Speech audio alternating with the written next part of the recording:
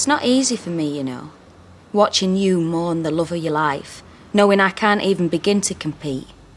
Well, if you don't like it, you know where the door is. But I don't want to leave. I want us to work it out. That's why I'm coming with you today, to be by your side. And a bit late for the loyal wife bit? Not too late, though. It's never too late. That's a matter of opinion. Mike, whatever Alma meant to you, still means to you. She's gone. But I'm still here. I'm still your wife. Have you finished in the bathroom? Yeah? Good.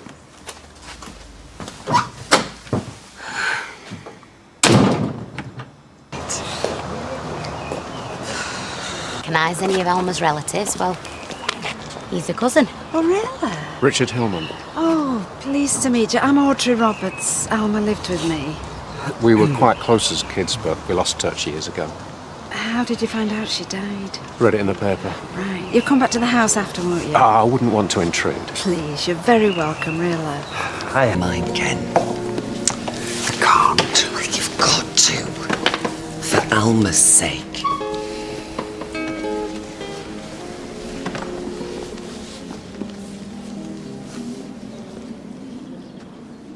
We have come here today to honour the life of Alma Helliwell.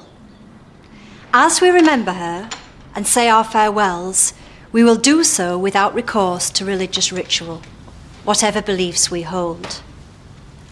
We are all concerned by the death of any individual, as we are all members of one human community. This humanist funeral gives us an opportunity to join in taking leave of someone we have loved. But it is also a time to say thank you for the experiences and the memories we have shared with them. I will now invite Ken to read a personal tribute to Alma.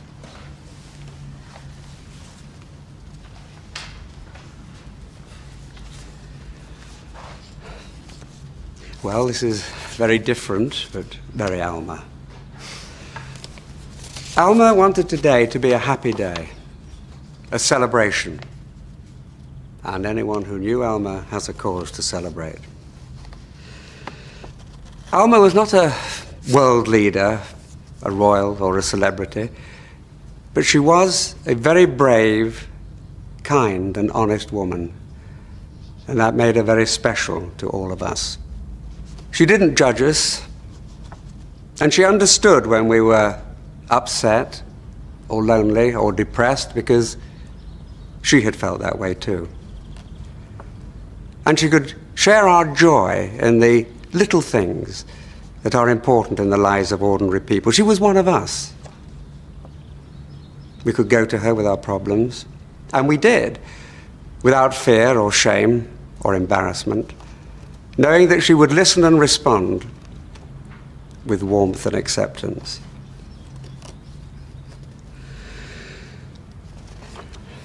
It breaks my heart that when Alma became ill and realized she was dying, she told almost no one. She didn't ask for help, but that was Alma.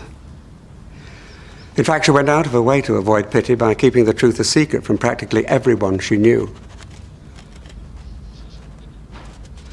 Look, I know Alma wanted this to be a happy day, but I'm afraid I cannot ignore the fact that she suffered unnecessarily, that this tragedy need not have happened, and we needn't have lost her this way.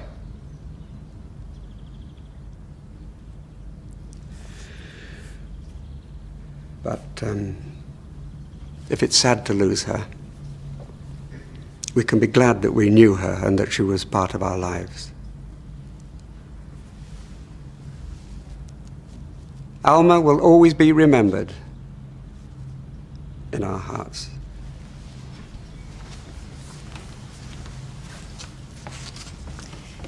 If you'd all like to stand now. During the committal, Alma's friend Audrey will read a poem chosen by Alma.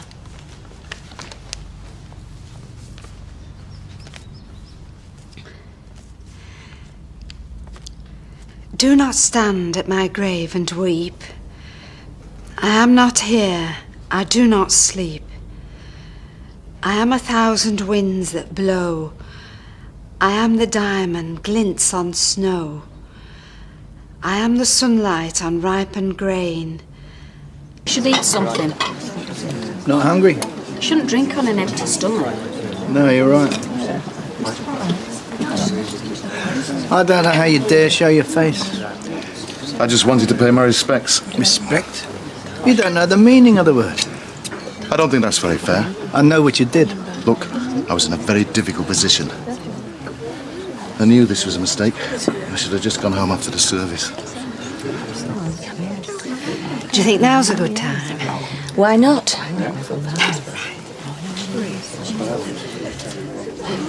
Excuse me, could I have a bit of a hush, please? Thank you. As you know, Alma made one or two special, not to say rather unusual, requests about today. She also made this before she died.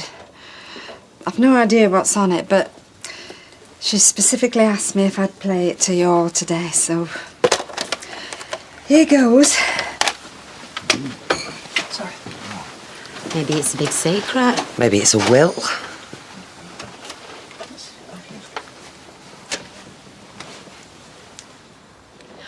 I hope this is recording because I'm not very good with gadgets.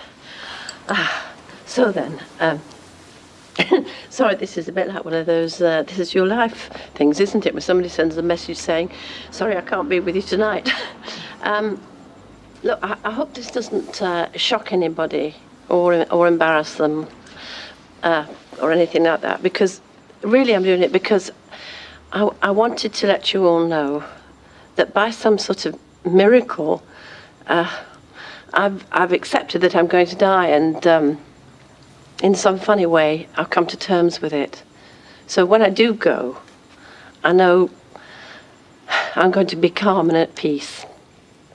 And the other reason is I wanted to say goodbye to you all properly. And I also wanted to say thank you to all the people who've given me so much happiness through the years, especially all my workmates at Frescoes, particularly Ken and Curly. Ken, I think you're a lovely man, and you've always been very special to me. And Curly, I think you ought to be Prime Minister, and I do hope the city go back up. I won't see them, but I hope they go back up. And to Gail. Gail, you have been one of my best mates, and we've been through thick and thin together. But I would just like you to remember all the happy times and all the laughs we had in the cafe. And Hayley, who's turned out to be a very special woman. And I think you and Roy are great, and just you look after each other. And Mike. Mike, thank you for 7 very happy years of marriage. We certainly had our ups and downs, but I think in the end we were quite good for each other. And would you please just get in touch with Mark, eh? Because life's too short. And finally, Audrey. Audrey, you've been one of the best mates anybody in the whole world could have. And thank you. Thank you for sort of dragging me through these last few months. I haven't been the greatest house guest in the world, and I'm really going to miss you. No tears, huh? Look, you've all meant so much to me. I just cannot believe I'm not going to see you all again. But by the time you watch this, I'll be gone. So, hey, listen, I've had a wonderful life. And a lot of that's been down to you lot. So thank you. Just remember me, eh?